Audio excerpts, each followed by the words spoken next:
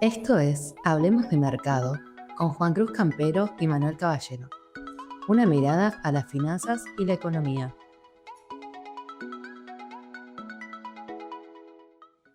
Bienvenidos a otro capítulo de Hablemos de Mercado. Hoy no nos acompaña Manu, así que bueno. Hola Juan, ¿cómo estás? Hola Sofi, ¿cómo va? Todo bien.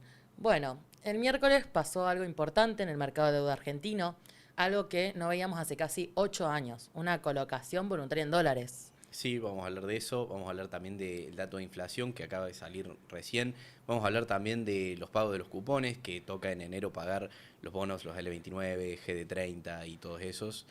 Y también un poco de Estados Unidos, que hubieron cambios en la tasa. Así es. Así que bueno, a ver Juan, 8 años y una colocación voluntaria en dólares. Volvimos al mercado, pero ¿volvimos bien? ¿Cómo la Ujú. ves? Bueno, fue una colocación en la que el gobierno pudo tomar 1.000 millones de dólares, que era más o menos lo que se esperaba, la tasa fue del 9,26%. Es verdad que era la estimación que hacía el gobierno más o menos, pero en la previa hubo mucha expectativa de parte del mercado, digamos, la opinión de analistas y colegas, y bueno, todos esperábamos que pudiera ser un poco más el monto en torno a 2.000 millones y que la tasa fuera más baja, entre 8 y 9, pero bueno, esto no pasó, entonces por ahí quizás quedó alguna imagen como que no fue tan bueno como se esperaba, pero la realidad es que el gobierno cumplió con los objetivos que tenía, que era levantar ese capital, más o menos unos poco más de 1.000 millones de dólares, que es lo que necesitan para pagar los cupones correspondientes a L29, a L30 y demás, todo lo que son los bonos AL. Después quedaría un remanente que son los correspondientes a los GD, ¿no? Que son bonos que se pagan afuera, digamos, son bonos emitidos en Estados Unidos. Y bueno, el monto correspondiente a esos bonos es un poco más de 3.000 millones de dólares, 3.300 más o menos. Con lo cual, bueno, todavía falta pendiente conseguir esa plata, entre comillas, porque la realidad es que hay reservas en el Banco Central que el Tesoro podría usar, que no sería lo ideal, pero bueno, si no tenés otra opción, están ahí para usarse. Y bueno, hay que ver si el gobierno llegara a poder hacer algo parecido, pero en el mercado internacional. El problema es que emitir deuda en el mercado internacional implica aprobación del Congreso, que no es algo menor, ¿no? ¿Esto nos influye en algo en el riesgo país? Sí, es importante porque el riesgo país tiene que ver con la capacidad de pago que un país tiene. Si tenés más riesgo de default, más riesgo de no pagar, el riesgo país es más alto. Y si es más probable que pagues, el riesgo país es más bajo. Y en ese sentido, el problema que siempre venimos diciendo acá en el podcast que tiene Argentina es que no tenés los dólares para pagar esa deuda. Tenés que, eventualmente el gobierno o tiene que sacar del Banco Central o tendría que salir a comprar al mercado y que el precio suba. Entonces es importante poder rolear la deuda, que es esto de tomar una deuda para cancelar otra. Es importante poder hacerlo porque hace que la deuda se pague sola, digamos. Vas pateando hacia adelante los vencimientos, como hace Claro. cualquier país del mundo. Esto es importante porque esto es lo estándar, Lo digamos. hablamos un montón de veces, la Sí, deuda no es mala, sí, no es mala y si la gestionas bien. El tal problema es que cual. Argentina no ha tenido capacidad de gestión, en parte porque los mercados han estado cerrados, por eso decimos se vuelve a los mercados. Básicamente no te prestaba nadie. Argentina históricamente ha sido un muy mal deudor. No hemos, muchas veces hemos no pagado la deuda, hemos reestructurado deuda, hemos hecho de todo y entonces eso hace que la confianza de parte de los inversores se vaya debilitando. Y la confianza, como en cualquier aspecto de la vida, es muy difícil de construir, toma mucho tiempo y se destruye muy fácil y muy rápido. Nosotros estamos en el proceso de reconstruir esa confianza y bueno, es el desafío que tiene el gobierno. El cuento del pastorcito mentiroso, básicamente. Básicamente. Yo Te hago creo igual Sí, que para junio, julio más tardar, el gobierno debería recuperar esa capacidad de roleo. La duda es si llegan ahora a hacerlo en enero o no, que sería un gol de mitad de cancha, digamos, ¿no? claro. Y ahora lo que todos están preguntando, ¿cómo impacta esto en el tipo de cambio? Bueno, como decía antes, tiene un impacto en el tipo de cambio porque está esa idea de que si el gobierno tiene que pagar la deuda constantemente, va a tener que salir a comprar dólares al MULC, al mercado del libre de cambios. Si eso pasa, el dólar tiene presión al alza porque tenés más gente comprando, que sería el propio gobierno, ¿no? Entonces, el hecho de que el gobierno pueda ir roleando la deuda elimina ese escenario donde salen a comprar y donde el precio sube, el esquema de bandas está bajo estrés. Siempre cuando los analistas hablan de eliminar el esquema de bandas, viene por ese lado, por el hecho de, che, no puedes comprar dólares con este esquema.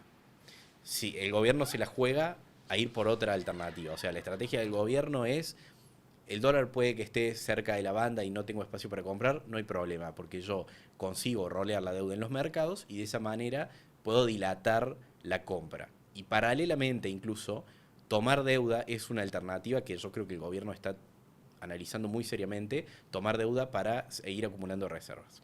Vos me podés decir, sí, pero estás tomando reservas, dólares prestados, en algún momento los vas a tener que devolver. Sí, pero Dejas a todos lo contentos ordenás. ahora. Claro, las vas ordenando, vos ordenás ese pago de deuda, lo vas devolviendo cuando corresponde o lo roleas, pero te haces de un stock ahora que te puede servir para fortalecer el peso, para eventualmente contener el tipo de cambio si hay algún movimiento brusco, fortaleces el Banco Central y paralelamente vos podés rolear la deuda y si no la pagás con superávit fiscal. Entonces, es un esquema que cierra. El problema es que el roleo de deuda necesita un riesgo país más bajo. Y un riesgo país más bajo necesita el roleo de deuda. Entonces, el desafío que tiene el gobierno es cómo romper ese círculo, que es lo que siempre decimos. De alguna manera lo tenés que romper. ¿Cómo lo rompes? Con buenas políticas, digamos, con confianza. Bien, Es medio intangible, pero bueno. tal cual. Ahora, se va a pagar esta deuda, entonces. Sí. ¿Qué hacemos con la plata de estos cupones? Bueno, ¿Reinvertimos? ¿Podemos comprar otra cosa? bueno, una alternativa siempre es reinvertir. Siempre cuando analizamos los bonos, una métrica que todo el mundo muestra es la TIR. Cuando vos ves una tasa de interés con el bono, generalmente es lo que te rinde el bono, sí, pero tiene una cuestión técnica que para vos efectivamente ganarte esa tasa que ves ahí, que es la TIR, implica que reinviertas los cupones del bono en el mismo bono y a la misma tasa que compraste el día 1. Entonces sí, es un cálculo que es teórico y en el 99% de los casos no se va a dar. Se va a acercar bastante la realidad a eso, se supone. Pero bueno, si vos querés hacerte ese rendimiento, tenés que reinvertir los cupones en el L29, en el L30, G29, G30. Nombro estos porque son los que pagan un cupón más grande, después los otros también pagan cupones pero más chicos. Siempre es una alternativa a reinvertir el mismo activo. De hecho, si el riesgo país sigue bajando, estos bonos pagan una muy buena tasa, el precio va a subir, son una buena alternativa. Complementariamente yo pondría o bonos más cortos, tipo Bopreal 28 o Bopreal 27, y bonos más largos, tipo G41, por ejemplo, G38. ¿Qué hace que te definas por uno o por otro? Que cuanto más corto el bono siempre tiene menos riesgo y cuanto más largo tiene más riesgo. Entonces, si vos querés ser un poco más agresivo y apostarle, entre comillas, aprovechar que el riesgo país baje, te va a convenir un bono más largo porque va a subir más de precio si el riesgo país baja. Por el contrario, si querés ser más conservador y decir, bueno, no quiero que me afecte tanto el riesgo país porque puede subir y yo no quiero que mi bono baje demasiado si el riesgo país sube, entonces te va a convenir ir a un Bopreal que es más corto y que tiene menos sensibilidad a los cambios de la tasa de interés, como podría ser Bopreal 27 y 28. A mí particularmente, esto lo digo, en todos los capítulos lo digo, me gusta más el 28 porque te está pagando en torno a un 10% de tasa y es verdad que vence fuera el mandato de Milei y para mí el mercado como que le tiene alguna duda porque si hay un cambio de gobierno, si hay un cambio en las ideas de ese gobierno, puede ser que no se pague, cosas así.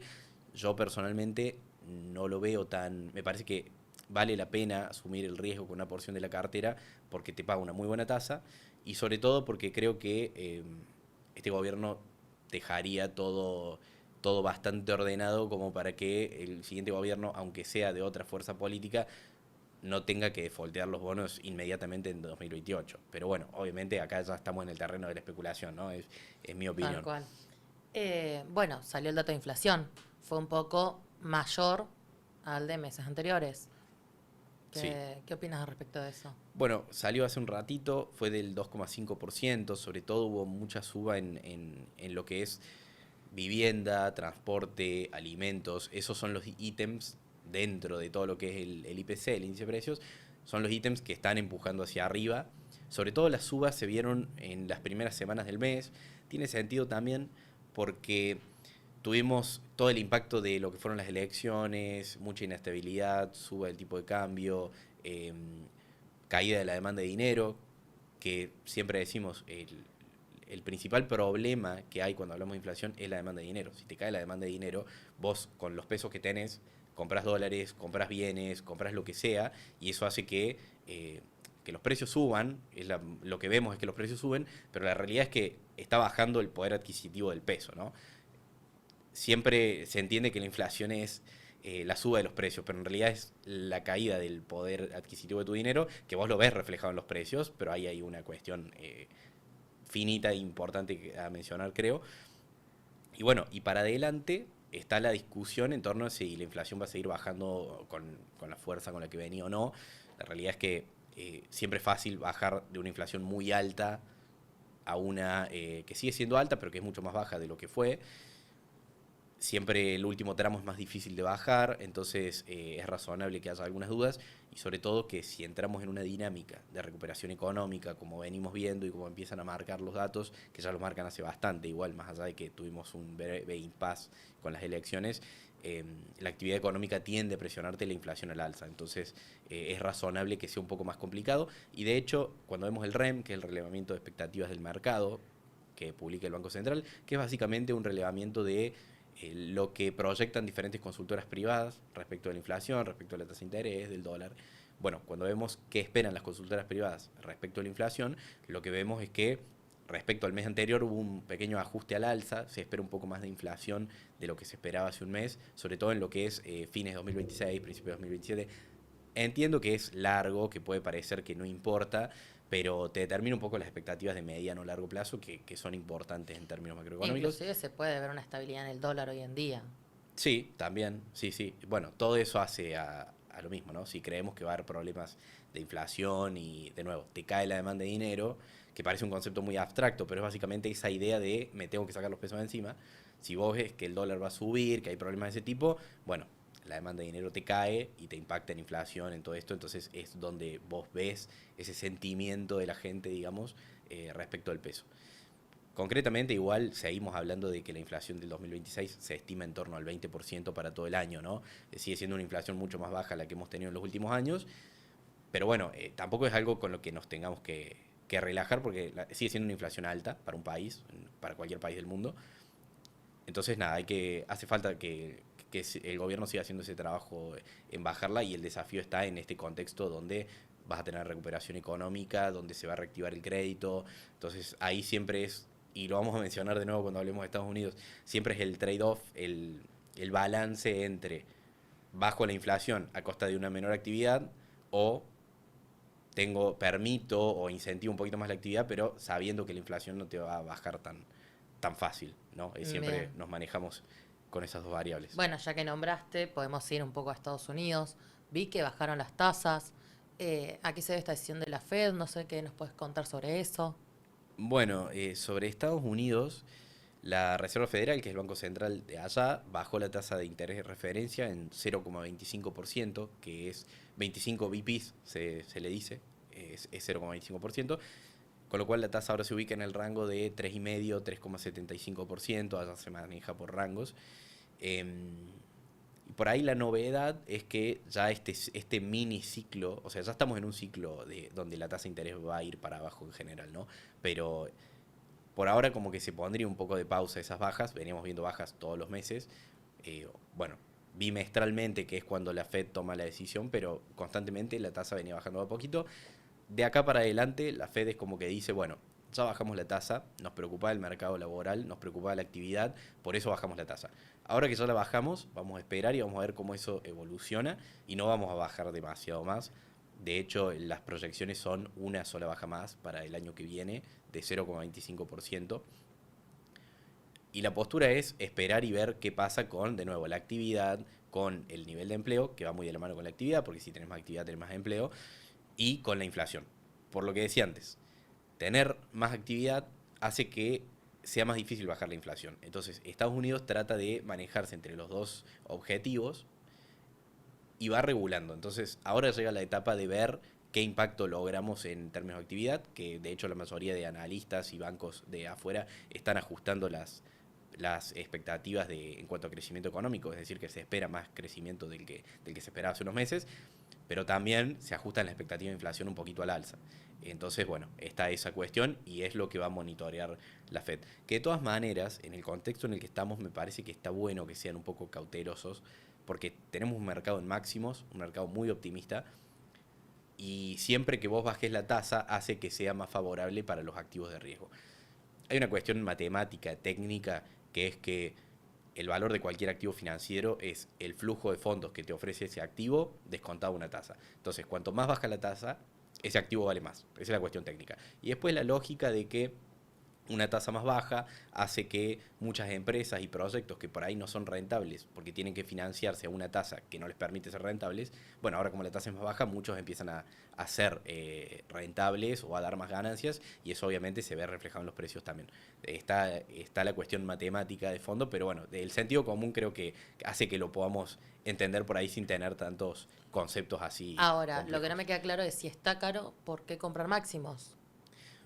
Bueno, eso es porque generalmente, a ver, es estadísticamente, primero que nada, es medio irrelevante si compras cuando hablamos del S&P 500, el índice de la bolsa norteamericana, estadounidense, generalmente es irrelevante si compras en máximos, al medio. En el largo plazo los rendimientos son muy similares independientemente de la estrategia que adoptes. Eso marca la estadística, ¿no? Sobre todo para inversores de largo plazo. Y después también está la cuestión de que es verdad que el mercado está en máximos, que está caro si vemos lo que llamamos el price to earnings, concretamente forward, o sea, básicamente lo que hacemos es una comparación entre el precio de las empresas y lo que ganan. Básicamente divide ese número y te da un número que usamos como una métrica. Históricamente, cuando vemos la historia, el mercado está caro en términos históricos. Ahora, la realidad también es que las empresas están con márgenes en récord histórico también.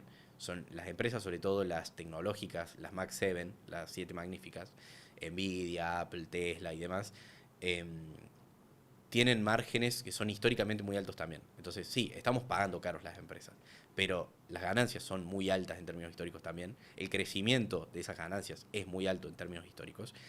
Entonces, mientras los márgenes den y mientras las ganancias crezcan y las empresas crezcan, se puede sostener este mercado caro, porque está todo alineado. El problema es cuando el mercado empieza a subir y los márgenes se deterioran o no crecen igual y ahí se te desacoplan. En este contexto tiene sentido, digamos, que estén los máximos. Claro, tenés alineadas las ganancias con los precios. Si por alguna razón eso no pasa, bueno, eventualmente habrá un ajuste en el mercado, seguro. Si por alguna razón la economía no crece como se espera, si se empieza a resentir, bueno, lo más razonable es que veamos correcciones en el mercado. Lamentablemente en los mercados alcistas, sobre todo cuando ya están en etapas maduras, digamos, donde son mercados alcistas de muchos años, venimos del mercado alcista sacando lo que fue la pandemia, que fue una baja muy fuerte del mercado, desde 2008 que el mercado estadounidense no para de subir, entonces es normal que se pague mucha expectativa. O sea, lamentablemente es muy poco probable que veamos una baja muy fuerte en el mercado para decir, ah, bueno, compro 20-30% abajo. Eso es muy poco probable cuando los fundamentos macroeconómicos son muy fuertes. Si esto se deteriora, obviamente que va a haber un golpe y ahí sí puede pasar, pero si no, la realidad es que los mercados alcistas son así, y sobre todo cuando vos ves un gráfico del S&P 500, es máximo constantemente y te genera mucha dificultad de entrar. Pero vuelvo a lo que decía antes, no es tan relevante el momento en el que entras si sos un inversor de largo plazo. Entrar 1 o 2% más arriba o más abajo no te representa gran diferencia si invertís a largo plazo, ¿no? Tal cual. Perfecto. Bueno, otra cosa que quería consultarte. En redes se está hablando mucho de una burbuja del sector privado Ujú. Sí, sobre todo el tecnológico, sí, sí. y todo lo relacionado con la inteligencia artificial, justamente. ¿Crees que nos Ujú. deberíamos preocupar hablando un poco de Bueno, esto de... sí, va en línea con esto que Tal hablamos de un cual. mercado caro y siempre que el mercado está caro se habla de burbujas. Por definición diría que si estamos hablando de burbujas, probablemente no lo sea porque la gracia de una burbuja es que nadie sabe que es una burbuja, si no, no salimos todos a pagar y a comprar, pero hay un argumento para mí muy sólido que es lo que te decía antes, las ganancias, los márgenes que tienen estas empresas. Se compara mucho a veces con la crisis de las .com de finales de los 90, los 2000, porque son empresas tecnológicas muy caras, que prometen tecnologías disruptivas. En su momento venía por el lado de Internet, ahora viene por el lado de la inteligencia artificial, pero hay cierto paralelismo. Y cuando vos ves las valuaciones de hoy, que yo decía que están altas, bueno, están altas a niveles similares de las .com. Hay mucho paralelismo, pero en este caso, toda esta expansión, incluso a nivel económico, viene traccionada por empresas que son muy rentables, que tienen mucha caja. Entonces, esto no es humo. Existe de verdad la inteligencia artificial. Hay demanda para este tipo de tecnologías, de productos. Las empresas demandan infraestructura de datos, demandan servicios en la nube. Todo esto, las empresas están invirtiendo mucha plata en desarrollar infraestructura y en implementar la inteligencia artificial a nivel operativo. Entonces, es una realidad. Por ahí sí es verdad que las expectativas son muy altas y que puede que esas expectativas no se den, por más bueno que sea el escenario hacia adelante, puede que no sea tan bueno como el mercado lo espera, obviamente que eso puede pasar, pero yo no veo que sea humo. Yo veo cosas tangibles, veo empresas disruptivas de verdad, veo empresas líderes que facturan millones y millones de dólares, con lo cual no diría que es una burbuja, que pueda pasar en el futuro, obviamente que puede pasar, esto es mercado, pero hoy por hoy creo que hay argumentos para sostener esto. Después Sí, hay que ver cómo viene el inclusive futuro. sin ponerse a leer un balance. A ver, hoy cualquier cosa que abras tiene inteligencia artificial. Claro, por Cualquier ejemplo. aplicación, cualquier tecnología, todo se maneja con inteligencia artificial. Así es. Entonces, Y eso también, ahí ese es uno de los riesgos por ahí que puede haber. El nivel de adopción de la tecnología. Hoy por hoy da la sensación de que se va a aplicar a todo. Bueno, después quizás no es así. Y eso lo que va a hacer es que si la tecnología tiene un menor nivel de adopción o una adopción más lenta, lo que va a provocar es que, bueno, que esas ganancias que todos esperamos sean menores, que tarden más tiempo en lograrse, y eso obviamente que puede tener su impacto en el mercado. Otro riesgo eventualmente que puede haber va vinculado a la energía. Podría subir el precio del petróleo, por ejemplo, y que la energía sea más costosa. Todo esto es muy dependiente de la energía. Son parte de los riesgos, ¿no? Hablamos siempre de... El riesgo es que no se cumpla la expectativa, pero también existen estos otros riesgos. Por eso por ahí también, yendo más a decisiones de inversión, siempre importante diversificar para evitar estos riesgos justamente, para disminuirlos, para no exponer tu cartera tanto. Diversificar siempre tanto en lo que es renta fija como renta variable, si tenés acciones tecnológicas, bueno, por ahí incorporar bonos, ONs, si tenés la posibilidad de comprar bonos en el mercado internacional, también, ¿por qué no también diversificar entre países? Hoy por hoy el contexto de baja de tasas hace que sea mucho más atractivo de lo que era antes invertir en países emergentes. Entonces, si bien Argentina no es un país emergente, pero esperemos serlo brevemente, dentro de poco tiempo, pero otros países como Brasil, como China, nosotros podemos invertir desde acá, y si tenés una cuenta afuera, obviamente que también. Entonces, bueno, también está esa alternativa, implementar la diversificación también entre países, entre tipos de activos. Todo eso hace que disminuya el riesgo, y hoy particularmente me parece que es un buen contexto para emergentes, porque de nuevo, lo que hace la baja de tasas es que los inversores, para lograr ese rendimiento más alto que lograban antes, con instrumentos de tasa fija, con bonos, se vean obligados a comprar otro tipo de activos de riesgo para lograr lo mismo. Entonces, indirectamente, favorece ese tipo de activos, con lo cual hay oportunidades, y las viene habiendo en realidad desde el principio de años. Mercados emergentes vienen muy bien desde inicio de año. En línea con esto, para ir cerrando por ahí, otro argumento que me acuerdo ahora, que se suele decir mucho sobre las Mag 7, las 7 magníficas, es que representan mucho del índice. Si vos tomas el S&P 500, te das cuenta que más del 35%, si no recuerdo mal, se debe a 7 acciones. Es decir, de cada 1% que sube el índice, bueno, un 0,35% viene de 7 empresas. Y siempre está esa idea de, che, no es lógico. Bueno, la realidad es que estas empresas representan también más del 30% de las ganancias del índice total. Entonces, todo está alineado. Siempre por ahí un gran parámetro, a mi modo de ver, es medir los precios contra las ganancias. En la que las ganancias no crecen, ya tenés que por lo menos hacer un análisis más profundo. Pero hoy la realidad es que no me parece que veamos síntomas de una burbuja.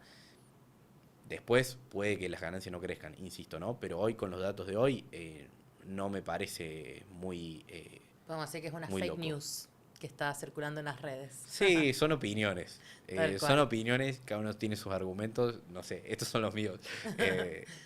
Yo lo Bien. veo como lógico. O si, bueno, puede que haya algunas cotizaciones medio ilógicas, obviamente siempre las hay, pero no es una cosa de que todo el mercado está inflado y que estamos comprando espejitos de colores y demás. Me parece a mí. Hay que ir Perfecto. con cautela igual porque estamos en máximos, pero las oportunidades uno las sigue viendo. Cuando ves empresas, cuando ves balances, cuando ves proyecciones, sigue habiendo oportunidades para comprar. Entonces no me parece que sea el indicador de un mercado, de una burbuja, digamos. Perfecto. Bueno, ahora sí, llegamos al final. Gracias, Juan, por contarnos qué está pasando y como siempre, bueno, gracias a todos ustedes por acompañarnos.